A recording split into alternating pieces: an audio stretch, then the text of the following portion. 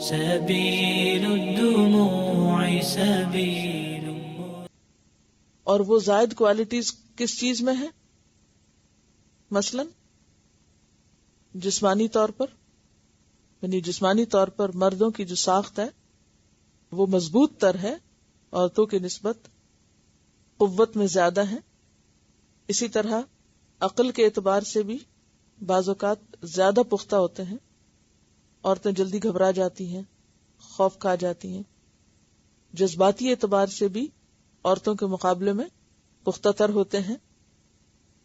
تو اس وجہ سے گھریلو زندگی میں اللہ نے جو ذمہ داری کا رول ہے نگرانی کی اور خیال رکھنے کی اور نگہداشت کرنے کی، وہ رول دیا ہے مرد کو. اور دوسری وجہ وَبِمَا أَنفَقُوا، اور بوجہ اس کے جو انہوں نے خرچ کیا. پہلی فضیلت جسمانی ہے اور دوسری خارجی ہے کہ وہ خرچ کرتے ہیں. من اموالہم، اپنے مال میں سے، ذاتی مال میں سے. اور مال میں کیا کیا چیزیں شامل ہوتی؟ صرف پیسے نہیں ہے مراد، باقی بھی جو ملکیت میں ہوتا ہے.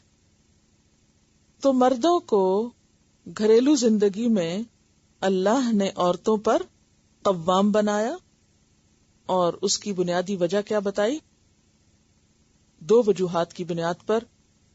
ایک تو یہ کہ وہ جسمانی اعتبار سے، عقلی اعتبار سے، جذباتی اعتبار سے زیادہ مضبوط ہوتے ہیں عورتوں کی نسبت.